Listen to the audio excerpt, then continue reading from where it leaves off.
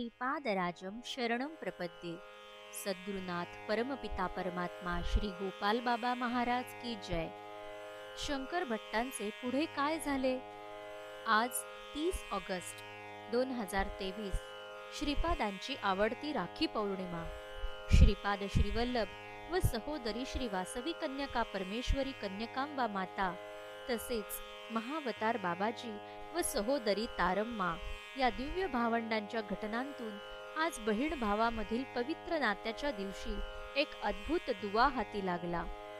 श्रीपाद श्रीवल्लभांनी सन 1350च्या गुरुद्वादशीला माध्यान्ह समयी पुरवपुरात कृष्णेच्या तीरावर गुप्त होताना शंकर भट्टास आपल्या पादुका प्रसाद म्हणून दिल्या आणि तू येथे 3 वर्षे अग्नी पेटवून राहा। 3 वर्षांनी येणाऱ्या गुरुद्वादशीला माझ्या या पादुकांना तू लिहिलेलं माझं चरितामृत ऐकव असा आदेश दिला। या 3 वर्षांच्या काळात श्रीपाद श्रीवल्लभ रोज मध्यरात्री शंकर भट्टास तेजोरूपात दर्शन देत। याच दरम्यान शंकर भट्टांनी स्वतःच्या अनुभूती लिहिलेला ग्रंथ हिमालयातील योगी घेऊन गेले असं शंकर भट्टाने चरितामृताच्या समारोपाला लिहून ठेवले आहे। परंतु चरितामृत ग्रंथाचे शेवटचं पान वाचून संपून ग्रंथ मिटला की नंतर लगेचच एक मोठी पोकळी अनंत अवकाशासारखी आहे, जिच्यात काय आहे हेच दिसत नाही। प्रत्येक अधिकृत ग्रंथ संपला की ही पोकळी असते। भक्त एक ग्रंथ संपताच दुसरा इतर ग्रंथ वाचायला सुरुवात करतो व एका कथानकातून दुसऱ्या कथानकात उडी मारतो। 2 ग्रंथांच्या मधील पोकळी तशीच अभेद्य राहते।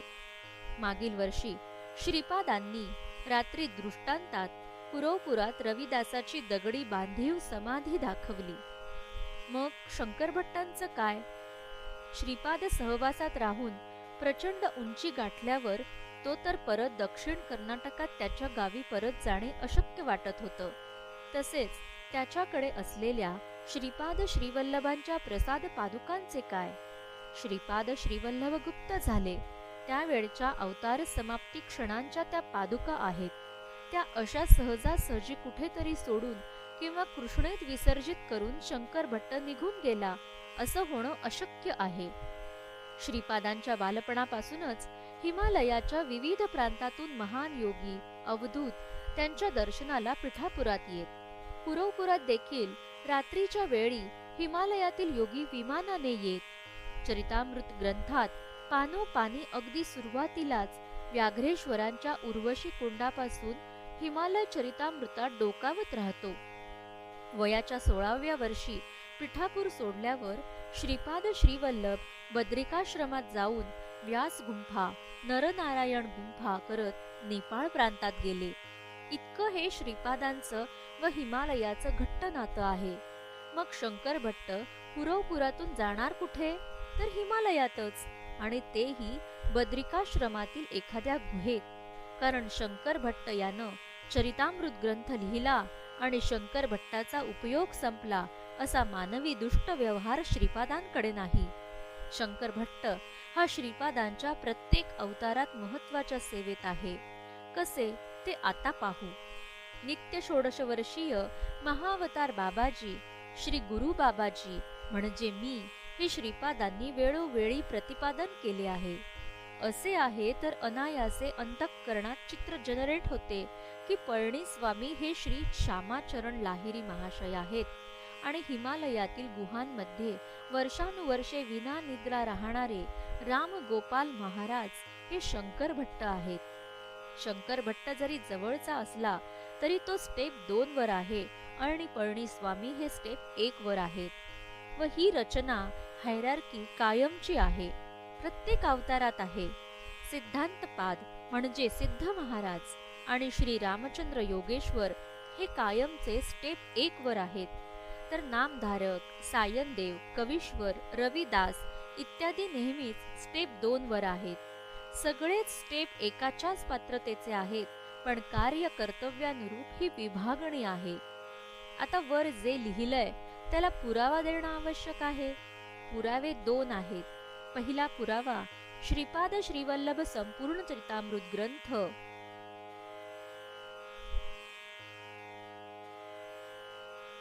आणि दुसरा पुरावा जगभरात विविध भाषांमध्ये उपलब्ध योगानंद परमहंस यांचे योगी कथामृत हे आत्मचरित्र. आता टप्प्याटप्प्याने जाऊयात. शंकर भट्ट माधव नंबूद्रीसह तामिळनाडूत पळणीस्वामींच्या आश्रमात पोहोचतो. अध्याय 4. तेथे पळणीस्वामी 10 दिवसांसाठी शरीर सोडून सूक्ष्म रूपात कुरवपुरात श्रीपादांच्या आज्ञेनुसार जातात. श्रीपादांच्या प्रत्येक महत्वाच्या निर्णय समयी पळणीस्वामी श्रीपादांच्या समवेत असतात. यावेळी दोघे कृष्णेच्या तीरावर असताना श्रीपादांच्या अंतःकरणात संकल्प उठतो की आता गुप्त व्हावे. त्याच वेळी अवकाशातून श्रीपादांच्या सहोदरी श्री वासवी कन्यका परमेश्वरी कन्यकांबा माता या तेजोरूपात अवतरतात आणि बहीण भावामध्ये सल्लामसलत होऊन श्रीपाद आपला अवतार समाप्ती संकल्प पुढे ढकलतात. आता योगी कथामृत ग्रंथातील चॅप्टर 33 मध्ये येऊया. राम गोपाल महाराज हे अधूनमधून हिमालयातील आपली गुहा सोडून काशीमध्ये श्री श्यामाचरण लाहिरी महाशयांच्या घरी त्यांच्या चरणांशी येऊन बसत. असेच एकदा ते आले होते. त्यावेळी काय घडले ते पाहू. योगानंद परमहंस लिहितात की रामगोपाळ हे कधीच झोप न घेणारे असे महात्मा होते. त्यांना मी एकदा रणबाजपूरला जाऊन भेटलो होतो. बाबाजींच्या बरोबर झालेली पहिल्या मुलाखतीची विस्मयकारी हकीकत त्यांनी मला सांगितली. रामगोपाळ मला सांगू लागले, वाराणसीस लाहिरी महाशयांच्या पायांशी बसण्याकरिता मी कधी कधी माझी एकांतातील गुहा सोडून येत असे. एकदा मध्यरात्रीच्या वेळेस बऱ्याच अशा शिष्यांसमवेत मी शांतपणे ध्यान करीत बसलो आणि इतक्यात गुरुजींनी मला जरा बुचकळ्यात पाडण्यासारखी विनंती केली. ते म्हणाले, राम गोपाळ, ताबडतोब दशाश्वमेध घाटावर जा. मी तडकच त्या एका बाजूला असलेल्या घाटाकडे गेलो. चांदणी रात्र होती. तारे चांगले लुकलुकत होते. मी तेथे काही वेळ शांतपणे बसल्यावर माझी नजर माझ्या पायांशी असलेल्या एका मोठ्या शिळेकडे गेली. ती शिळा हळूहळू वर येत चालली आणि तिच्या खाली एक भुयारी गुहा दिसू लागली.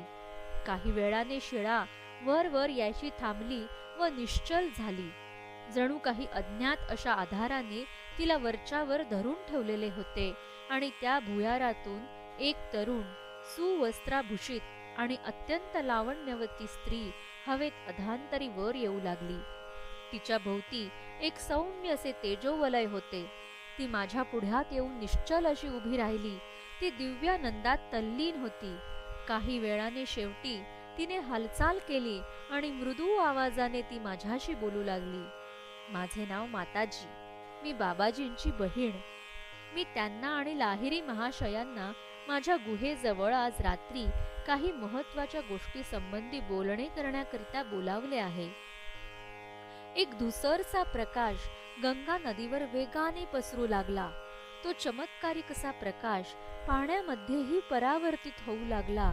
तो हळूहळू जवळ येऊ लागला आणि माताजींच्या जवळ येऊन ठेपल्यावर एकदम त्याचा डोळे दिपवणारा चकचकाट झाला आणि त्या प्रकाशातून एकदम लाहिरी महाशयांच्या मानवी देहाची आकृती स्थूल स्वरूपात प्रकट झाली. त्यांनी त्या स्त्री महात्म्याच्या पायांवर नमस्कार केला. गोंधळून आणि घाबरून गेलेल्या स्थितीतून मी जरा किंचित बाहेर पडतो न पडतो तोच आणखी एक चमत्कार झाला. त्या चमत्काराने मी स्तंभितच झालो. आकाशामध्ये एका गूढ अशा प्रकाशाचा वलयाकारी पुंजका दिसू लागला. तो पुंजका खाली खाली येऊ लागला.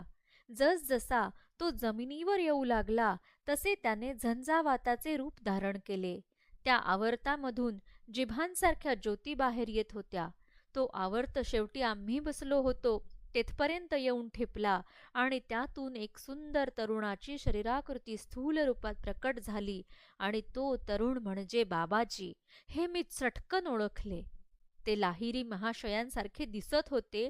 फरक इतकाच की बाबाजी त्यांच्याहून जास्त तरुण दिसत होते आणि त्यांचे केस लांब लचक आणि तेजस्वी होते. माताजींची सुद्धा हयात अनेक वर्षांची आहे. आपल्या भावा इतक्या साधारण त्याही आध्यात्मिक दृष्ट्या प्रगत झालेल्या आहेत. दशाश्वमेध घाटाजवळ एका गुप्त अशा भुयारी गुहेमध्ये त्या समाधी अवस्थेमध्ये असतात. लाहिरी महाशय, माताजी आणि मी असे तिघे त्यांच्या पाया पडलो. मी त्यांच्या दिव्य शरीराला स्पर्श केल्यावर माझ्या शरीरातील तंतून तंतू गौरवशाली आणि सुखद अशा इथरिक संवेदनाने थरारून गेला. पूज्य ताई, बाबाजी म्हणाले, हा स्थूल देह सोडून देण्याचा व विश्वचैतन्याच्या प्रवाहामध्ये मिसळून जाण्याचा माझा विचार आहे. प्रिय गुरुदेव, आपला बेत माझ्या अगोदरच ध्यानात येऊन चुकला आहे. त्याबद्दलच मला आज रात्री बोलायचंय. आपल्याला देह सोडून देण्याची काय जरुरी आहे? ती तेजस्वी स्त्री त्यांच्याकडे विनवणीच्या मुद्रेने पाहत होती. माझ्या चैतन्याच्या सागरावर मी एक दृश्य किंवा अदृश्य तरंगाचे रूप धारण केले तर काय फरक आहे? माताजींनी विनोदगर्भ असे थोडक्यात उत्तर दिले. अमर गुरुदेव, जर काही फरक पडत नसेल तर तुम्ही या देहाचा कधीच त्याग करू नका. तथास्तु. बाबाजी गंभीरपणे म्हणाले, मी हा पार्थिव देह कधीच टाकून देणार नाही. या जगामधील थोड्या लोकांना हा दिसेलच. तुझ्या मुखातून परमेश्वराने आपली इच्छा दर्शविली आहे. या दोन महानुभावांचे संभाषण मी भीतीयुक्त आदराने ऐकत असताना ते परमगुरू माझ्याकडे अनुग्रह करण्याच्या उद्देशाने वळून म्हणाले, भिवू नको रामगोपाळ. ते म्हणाले, हे अमर वचन मी देत असल्याचा तू साक्षीदार आहेस. तू खरा भाग्यवान आहेस. बाबाजींच्या आवाजाचा मंजूळ ध्वनी हळूहळू मंद होत गेला. त्यांचा आणि लाहिरी महाशयांचा असे दोन्ही देह हळूहळू हवेत तरंगत वर वर जाऊ लागले आणि गंगेच्या प्रवाहावरून मागे मागे जाऊ लागले. ते देह रात्रीच्या आकाशात जसे विरून जाऊ लागले तसतसे त्यांच्या भोवती दिपवून टाकणारा झगझगीत प्रकाश जमू लागला. माताजींचा देह गुहेमध्ये तरंगत तरंगत खाली गेला. दगडाची शिळा झाली आणि गुहेच्या दाराशी बरोबर जाऊन बसली. गुहेचे तोंड बंद झाले. हे सर्व काही आपोआप जणू एखाद्या अदृश्य अशा यांत्रिक तर्फे करवीच केले जात होते. ह्या दृश्यामुळे मला जी स्फूर्ती मिळाली तिला सीमा नव्हती. मी नंतर लाहिरी महाशयांच्या घरी परत येण्यास निघालो. त्यांच्या घरी पोहोचलो. पहाटेची वेळ झाली. मी त्यांच्या पुढे वाकून जेव्हा त्यांना नमस्कार केला तेव्हा मला सर्व प्रकार माहीत आहे हे समजल्याचे जाणून ते किंचित हसले. ते म्हणाले, रामगोपाळ, तुझी बाबाजींना आणि माताजींना भेटण्याची फार इच्छा होती. मला कितीतरी वेळा ती तू बोलवून दाखवलीस. आज ती इच्छा अशा आश्चर्यकारक तऱ्हेने फलद्रूप झाली. मला फार संतोष झाला. माझ्या इतर गुरुबंधूंनी मला असे सांगितले, मी मध्यरात्री येथून निघाल्यापासून लाहिरी महाशय आपल्या बसल्या जागेवरून व्यासपीठावरून मोडी हल्लेच नाहीत. एका चेल्याने मला सांगितले, तू दशाश्वमेध घाटावर गेल्यावर त्यांनी अमरत्व या विषयावर एक स्तिमित करणारे प्रवचन दिले. धर्मग्रंथांमध्ये, शास्त्रांमध्ये कित्येक श्लोकात असे सांगितले आहे, साक्षात्कारी मनुष्य एकाच वेळी 2 किंवा अधिक देह धारण करून निरनिराळ्या ठिकाणी वावरू शकतो. त्याचा खरेपणा प्रथमच असा माझ्या प्रचितीस आला.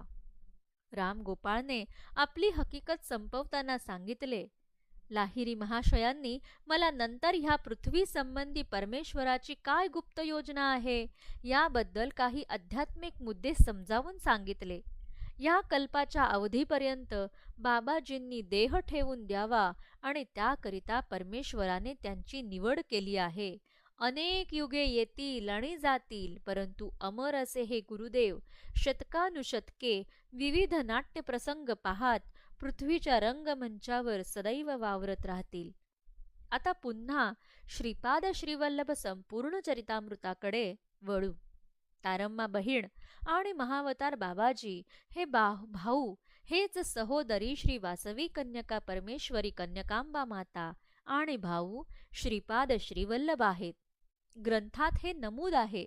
तसेच श्री गोपाल बाबा महाराज पिठापूर हे देखील स्त्री भक्तांना क्वचित तारम्मा म्हणून हाक मारत.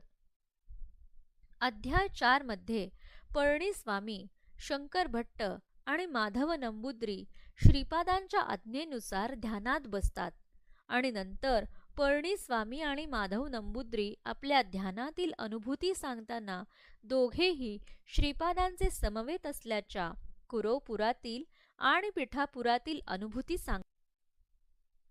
शंकर भट्ट नाराज होतो की तुम्हा दोघांना श्रीपाद दर्शन झाले, पण मला नाही. मला तर शिर्डीतील यवन वेशधारी दिसले. तर यावेळी शंकर भट्टाची राहिलेली इच्छा लाहिरी महाशय रामगोपालला गंगेच्या दशाश्वमेध घाटावर पाठवून पूर्ण करतात आणि जे कुरवपुरात कृष्णेच्या काठावर घडले तेच गंगेच्या दशाश्वमेध घाटावर घडते.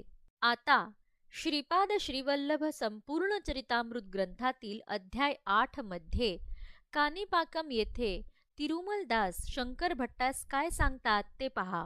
बद्री अरण्यात संजीवनी पर्वत प्रांतात द्रोणागिरीत 24 वर्षांच्या वयात श्रीपाद हे बाबाजी नावाने वावरत होते.